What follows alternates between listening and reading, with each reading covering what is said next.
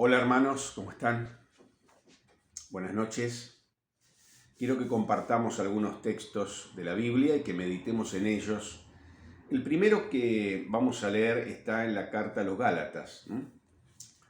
En el capítulo 2 y el versículo 16 dice: sabiendo que el hombre no es justificado por las obras de la ley, sino por la fe de Jesucristo.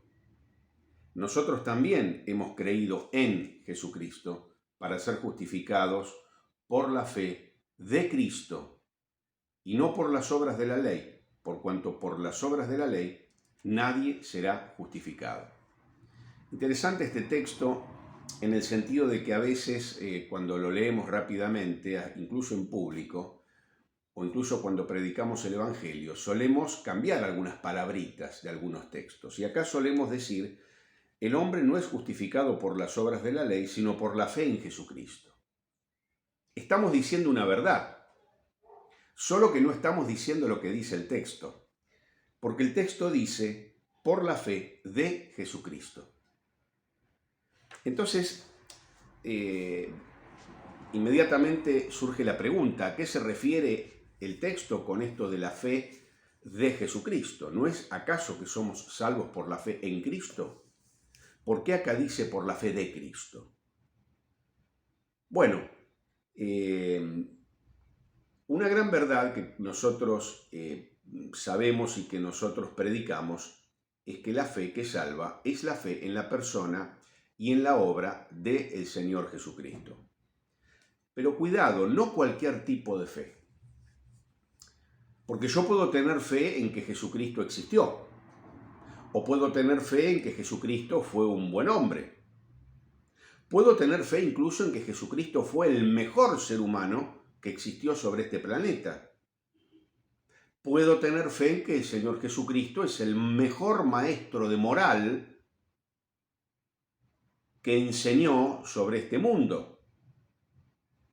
Aún así, esa no es la fe que me salva.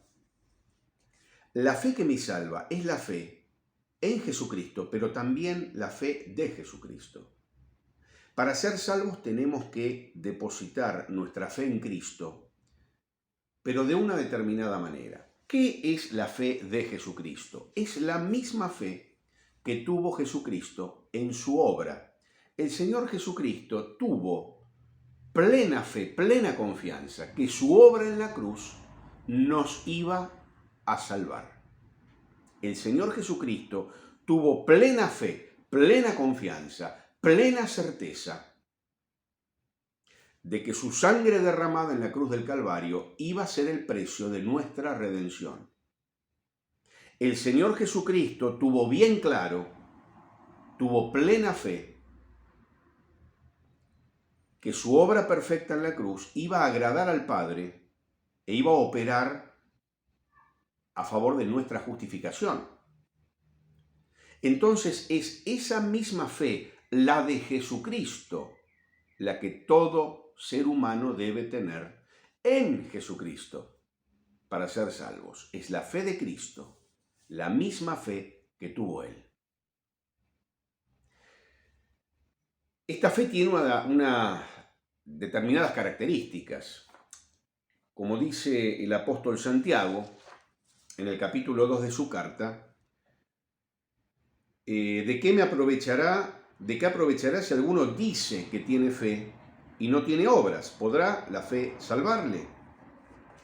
Sigue diciendo Santiago: así también la fe, si no tiene obras, es muerta en sí misma.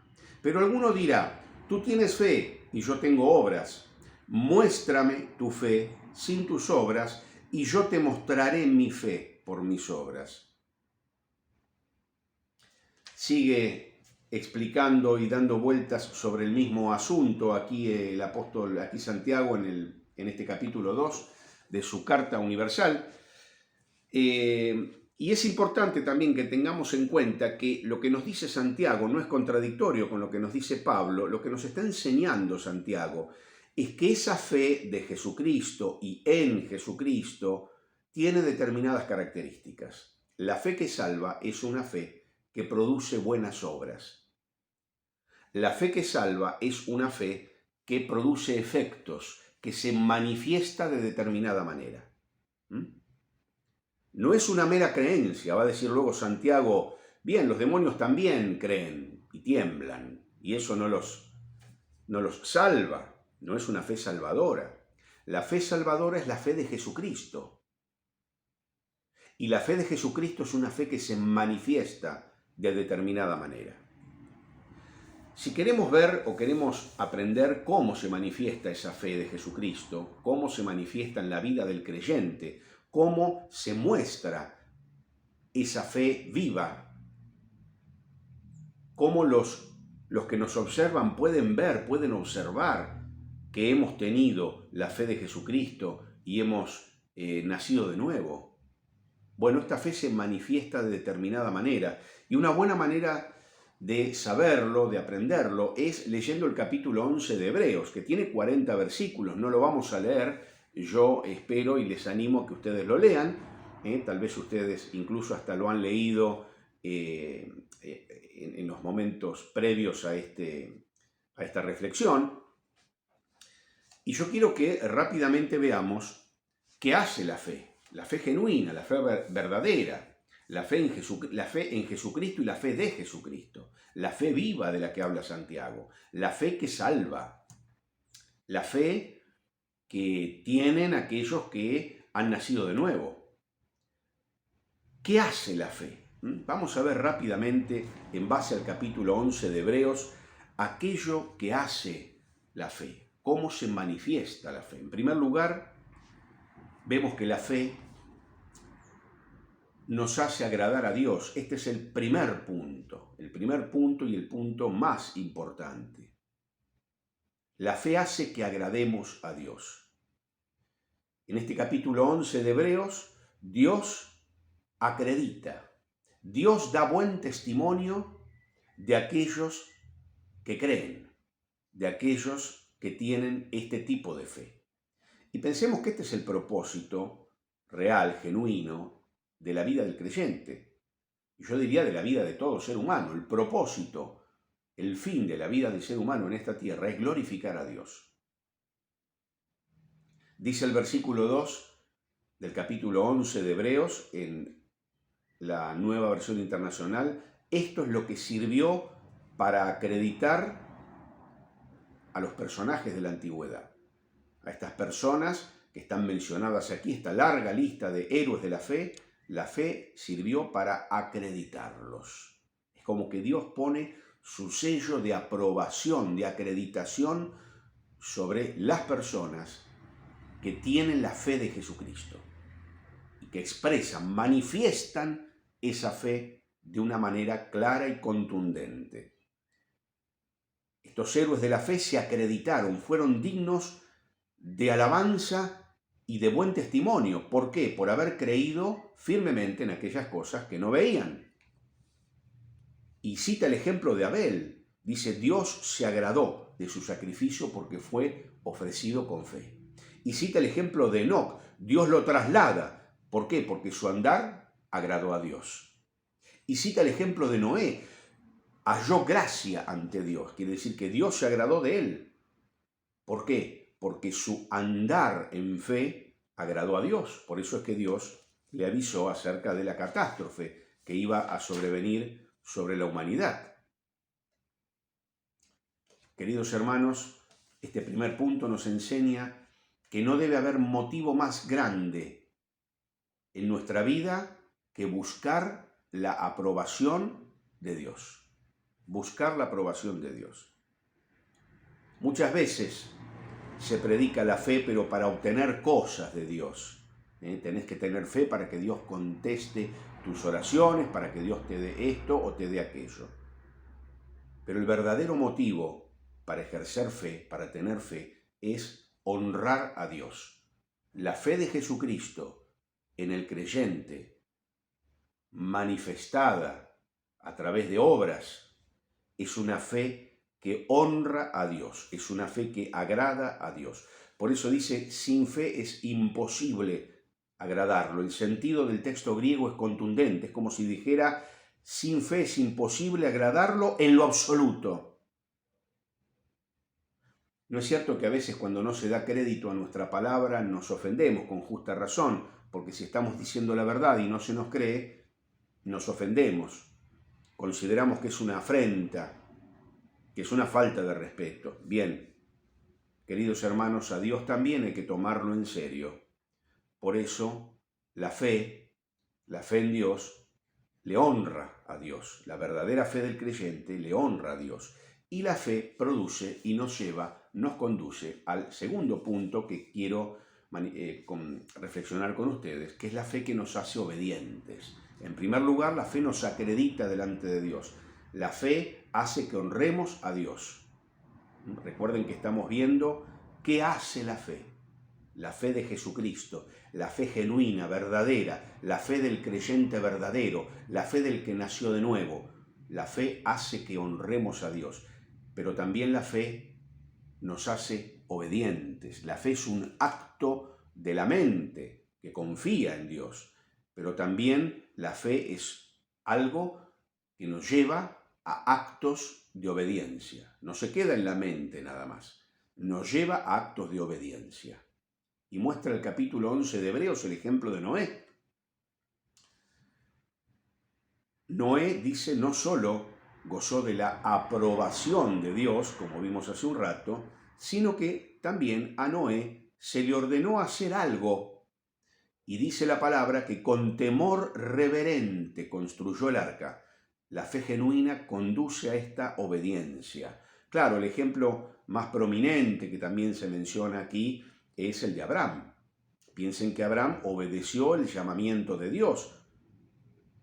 Salió de su patria, no sabía a dónde se dirigía, cuál era el destino. Dios no se lo había dicho. Pero él obedeció la orden de Dios y salió. También obedeció la orden de Dios de sacrificar a su hijo. Dice, lo ofreció. Esto indica un acto plenamente realizado en el interior de su corazón. Quiere decir que en el interior de su corazón él lo ofreció, aunque Dios haya provisto de un cordero que reemplazó a Isaac. Pero aquí dice lo ofreció en el interior de su corazón. No llegó a inmolarlo, pero sí llegó a ofrecerlo. Y esto es lo que nos dice la palabra.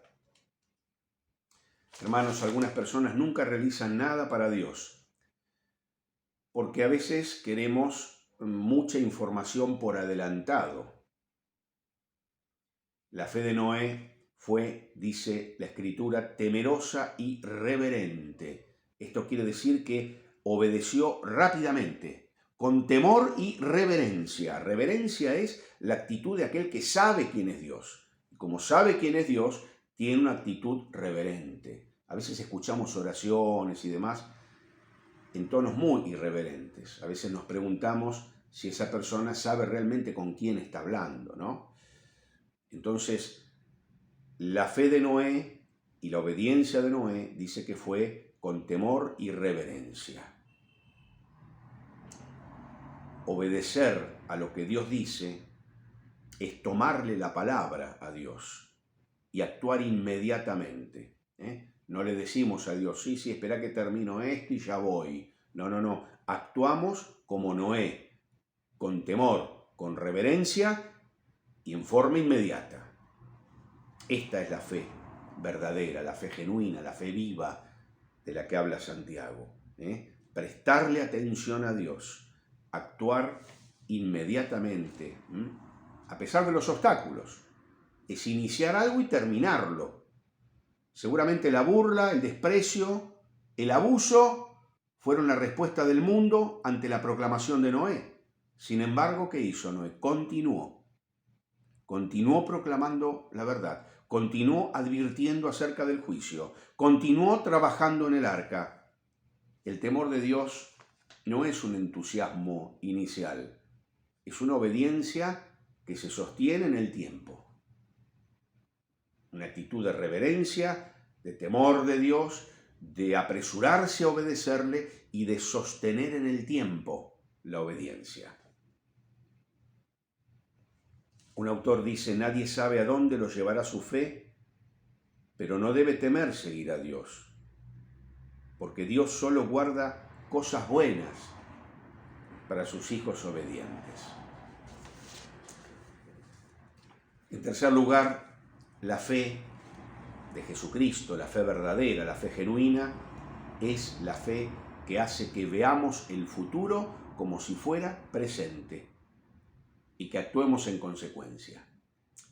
Se mencionan aquí dos casos en el capítulo 11 de Hebreos de bendiciones, las bendiciones que daban a sus hijos, Isaac, Jacob, y también se menciona el caso de José que dio instrucciones antes de morir. ¿Cómo es que se relaciona la fe con las bendiciones? Cuando los patriarcas reunían a sus hijos y los bendecían uno por uno. Interesante de leer estas bendiciones. Bien, la bendición, lo que implicaba en el Antiguo Testamento, en esos relatos, es una referencia al futuro de cada hijo. Al futuro de cada hijo. La bendición era declarar en presente lo que Dios había determinado para el futuro de cada hijo. Eran casi proféticas. Declarar en el presente lo que Dios había determinado para el futuro. Ojo, no como se acostumbra ahora a declarar cualquier cosa. Declaro que me hago millonario, declaro que me voy de vacaciones a la Polinesia. No. Pavadas así no. Declarar lo que Dios había determinado para el futuro de cada una de esas personas. Entonces, esto era un ejercicio de fe. Ver el futuro que Dios determinó, no el que a mí se me antoja, el futuro que Dios determinó como si fuera presente.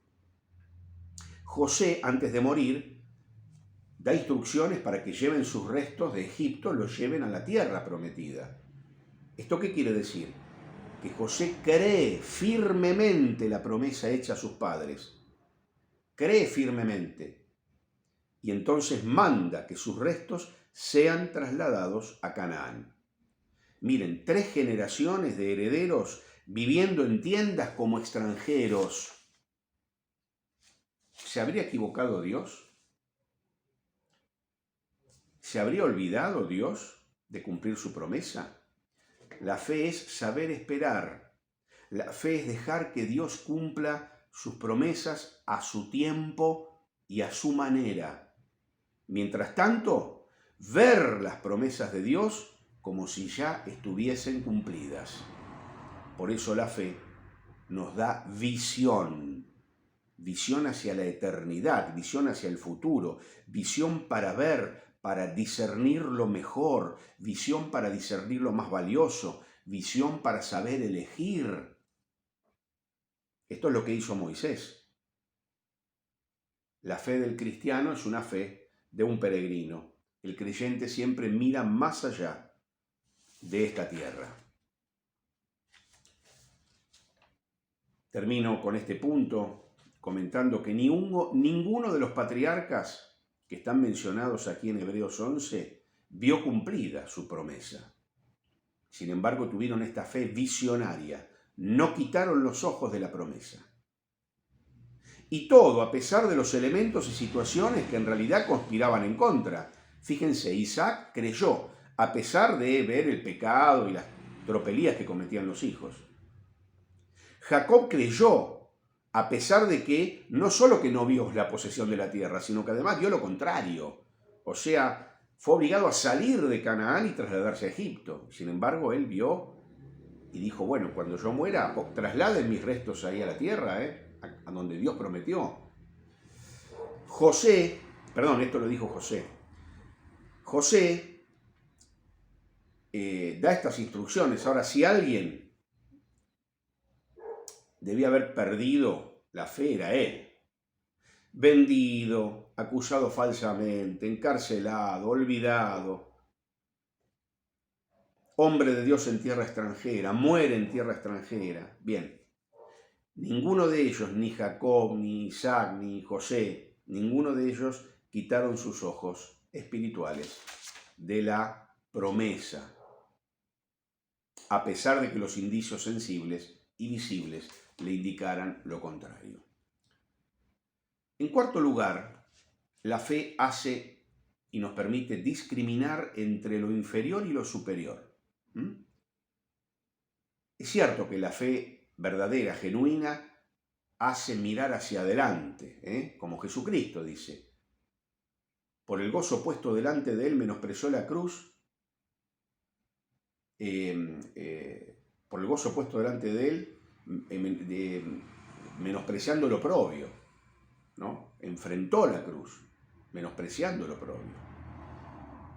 Quiere decir que, ¿cuál era el gozo puesto delante de él? Quiere decir que él veía delante suyo ese gozo que era presentarnos a nosotros, la iglesia, los redimidos, delante de Dios algún día. Él veía hacia el futuro. Entonces, la fe no solo nos permite mirar hacia adelante, sino que también nos permite mirar hacia arriba. La fe nos conduce a renunciar a lo inferior y preferir lo superior. Mirar hacia la eternidad. La fe discierne lo mejor y nos lleva a tomar decisiones sabias. Vemos el caso de Moisés, es el más paradigmático, ¿no? Renuncia a ese papel de príncipe en la corte del faraón, toma la decisión de sufrir malos tratos, los que sufría su pueblo, antes de gozar de esta vida cómoda, ligera. ¿Por qué? Porque su mirada estaba puesta, dice la Escritura, en el galardón. Su mayor riqueza era el oprobio de Cristo antes que los tesoros de Egipto. ¿Pero por qué? Porque sus ojos contemplaban la verdadera gloria, lo verdaderamente bueno. La fe nos permite entonces discernir dónde están las verdaderas riquezas. La fe nos permite discernir dónde está el verdadero bien y tomar entonces decisiones de trascendencia eterna. Es como que la fe tuviera un radar espiritual, ¿no? Moisés rechazó, dice, todo lo que el mundo tenía para ofrecerle, pero no por masoquismo, porque le gustaba sufrir, va a sufrir un poco, no, para pasar un rato de aflicción y nos divertimos. No se trata de eso. Él sabía bien lo que hacía, él esperaba el galardón, él eligió lo mejor. Estimar, la palabra estimar quiere decir que pensó en el asunto y entonces tomó una decisión deliberada, heredar las promesas de Dios, menospreciar lo que el mundo tenía para ofrecerle. El galardón de Dios era mejor que el galardón de Egipto, y esto Moisés lo sabe, lo entiende.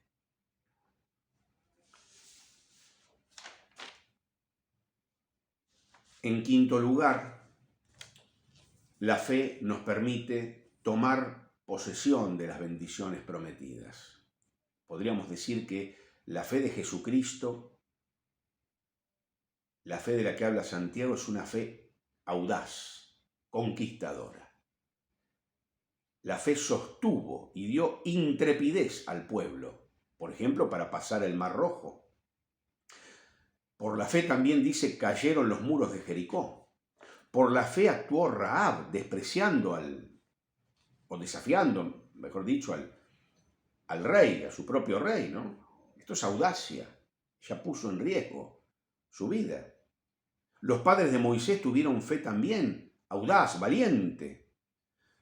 Un autor dice, muchos creyentes por su fe débil se quedan del otro lado del Jordán y no dan el paso de fe audaz que se necesita para tomar posesión de las bendiciones que Dios tiene preparadas para nosotros. Dios nos va a proporcionar victoria sobre los enemigos si creemos y seguimos sus instrucciones. Una fe, como dijimos, que da poder para tomar posesión de las bendiciones espirituales, da poder para hacer grandes hazañas para Dios.